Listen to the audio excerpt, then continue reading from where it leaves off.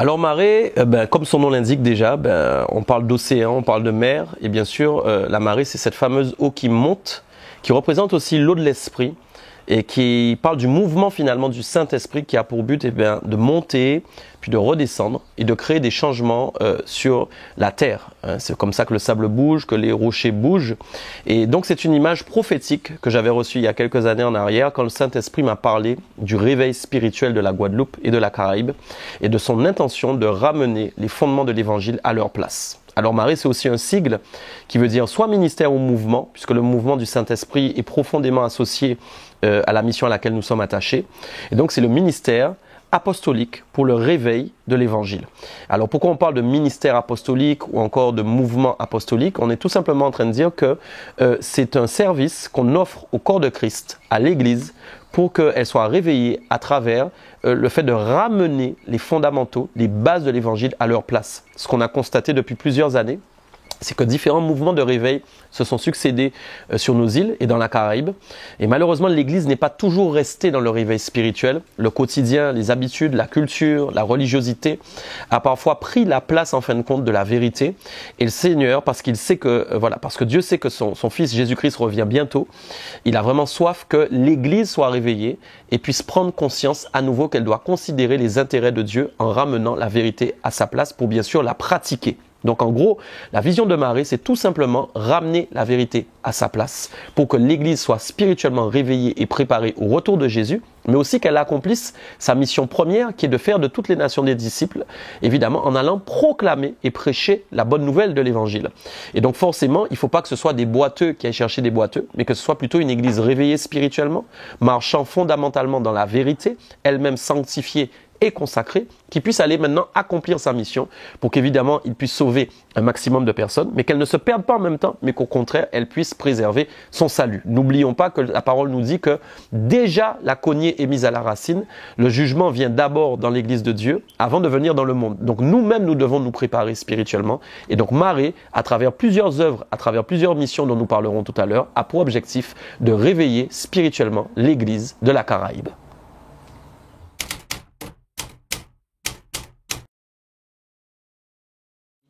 Alors, Marée a accompli beaucoup de missions déjà, beaucoup de missions évidemment, et sur le territoire bien sûr de la Guadeloupe et même ailleurs, puisque récemment on était aussi à Saint-Martin et on a eu l'occasion d'aller en Martinique. Alors j'ai une petite liste de choses parce qu'il y a beaucoup de choses à retenir, je peux pas tout retenir, mais déjà premièrement, on a travaillé beaucoup sur l'unité du corps de Christ et notamment sur l'unité des serviteurs. Il peut pas y avoir de mouvement spirituel vraiment authentique, vraiment et qui représente aussi la personne de Jésus si nous n'arrivons pas à être dans l'unité. Et donc ce n'est pas une unité lambda comme ça qu'on proclame parce qu'on croit tous en un même Dieu et qu'on se met ensemble. Ce n'est pas suffisant.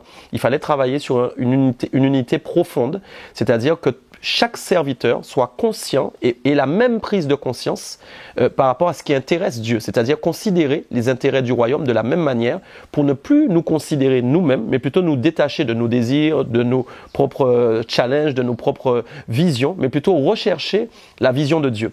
Et c'est ce que nous avons fait, puisque depuis plusieurs années maintenant, nous avons réussi à rassembler plusieurs leaders d'église ensemble et à travailler ensemble dans l'unité sur des grosses missions, des gros événements qu'on a fait ensemble pour que justement le réveil puisse se déployer. Donc ça c'est magnifique. Ensuite, on a travaillé aussi sur la valorisation des ministères. La valorisation des ministères, ça veut dire comment faire pour que les ministres de Dieu qui sont dans la Caraïbe ou encore aux Antilles soient valorisés, non pas de manière humaine, mais vraiment aussi de manière spirituelle. Et donc c'est ce qui nous a poussé à travailler aussi sur la programmation, du moins la production d'émissions. On a une émission qui s'appelle En Privé. J'espère que si vous ne l'avez pas encore vue, je vous conseille vraiment vivement de la voir.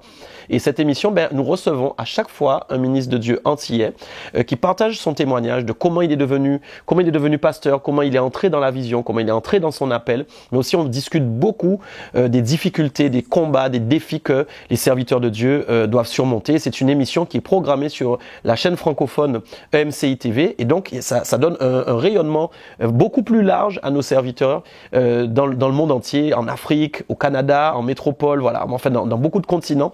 Et donc ça, c'est très très précieux parce que pendant longtemps, nous sommes restés cachés. Je crois que le réveil spirituel, c'est aussi mettre en lumière, bien évidemment, les hommes de Dieu de nos territoires. Ce n'est pas tout. On a travaillé aussi sur de l'évangélisation de masse.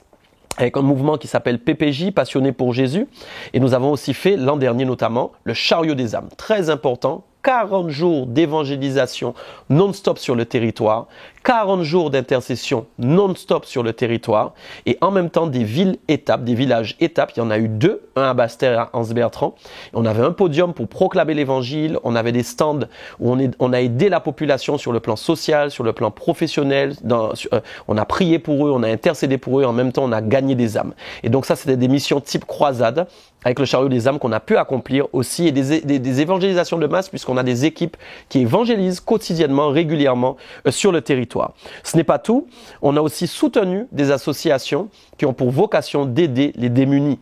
Donc amener des repas, amener de la nourriture et des gens qui prient vraiment pour les SDF, pour les sans-abri. Et ça aussi, ça fait partie de la mission de Marée. Ce n'est pas tout, on accompagne les talents. On a notamment aidé à l'édition d'un livre. On a par exemple Mélissa Edmé qui a sorti un livre qui s'appelle Célibataire. Marée aussi a contribué à l'avancement de ce livre, du moins à sa production et en tout cas aussi à sa communication. Et on l'a soutenu et on a aidé aussi d'autres entrepreneurs qui eux avaient des projets de création d'entreprises et plusieurs d'entre eux aussi ont bâti leurs entreprises. On a aussi au sein de Marée une association, un mouvement du moins qui s'appelle Tamika. Je dis association ou mouvement, enfin plutôt voilà, une communauté, Tamika, qui aide ceux qui sont dans le besoin, voilà, qui ont besoin d'aide financière, qui ont besoin d'aide pour trouver un emploi, qui ont besoin d'aide pour accéder à une autre situation financière, évoluer économiquement et qui ont des difficultés.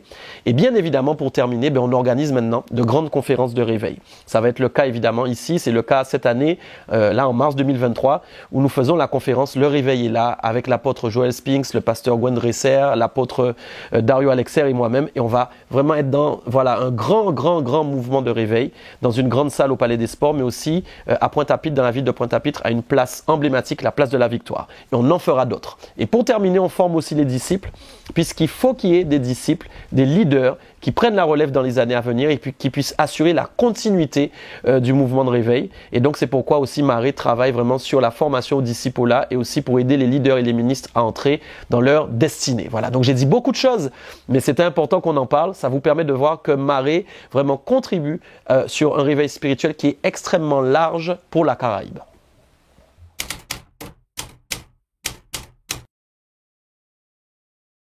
Alors évidemment, on ne peut pas financer tout ça tout seul et c'est ce qui m'amène à dire justement d'abord à passer du moins par la case remerciement puisqu'en fait on a des partenaires et je les remercie beaucoup puisque tout ce qu'on a pu accomplir jusqu'à aujourd'hui, c'est grâce à nos partenaires.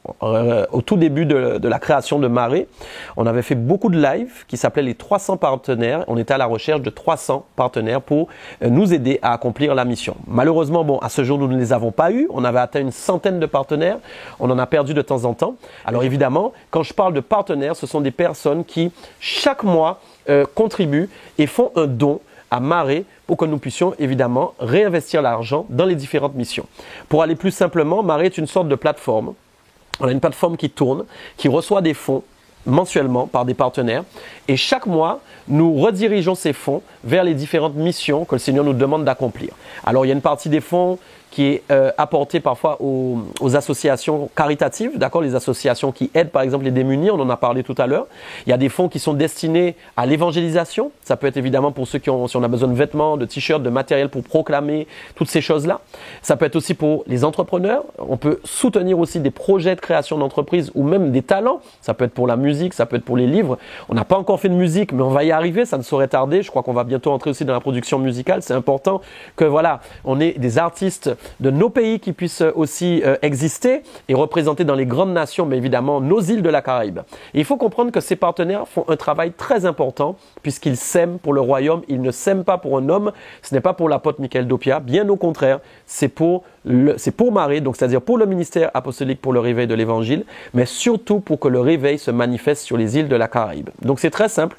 Aujourd'hui, vous pouvez devenir partenaire mensuel en faisant un don sur www.maretv.com. Vous allez arriver sur une page toute simple, facile d'accès et sur laquelle vous verrez devenir partenaire ou encore faire un don. Alors faire un don, c'est un don spécifique, unique que vous pouvez faire pour la mission, mais vous pouvez devenir partenaire mensuel et c'est ce qui nous intéresse aussi aujourd'hui d'avoir un maximum de partenaires. On doit arriver à ces 300 Dans le monde entier, on voit des appels aux dons pour de grandes œuvres qui sont liées au réveil. Aujourd'hui, on parle de la Caraïbe. Voilà, c'est pourquoi vraiment... Alors, même si vous n'êtes pas antillais, ça ne concerne pas que les antillais, mais j'ai fait cet appel spécifique parce que c'est nous d'abord, bien évidemment. Mais j'appelle aussi tous ceux qui sentent dans leur cœur que le Saint-Esprit leur dit « aide ce mouvement ». Vraiment, soutiens vraiment ce ministère à accomplir sa mission, que vous puissiez le faire avec cœur. Et on a bien expliqué au préalable tout ce que nous avons déjà accompli, tout ce que nous allons accomplir. Il y a d'autres projets à venir. On souhaite acheter nous-mêmes nos propres podiums, nos propres voitures pour pouvoir faire nos croisades. Voilà, aujourd'hui, voyez, on a l'habitude de louer, on paye du matériel, on fait de la location. Ce serait génial qu'on ait nos propres podiums, nos propres voitures, notre propre sonorisation, ce qui nous permettrait de faire dans la continuité des croisades de réveil pendant toute l'année. Et je crois qu'on va y arriver. Alors, on compte sur vous parce que le réveil est là. Aidez-nous à atteindre nos 300 partenaires et semer dans le royaume en permettant au réveil spirituel de se manifester dans la Caraïbe.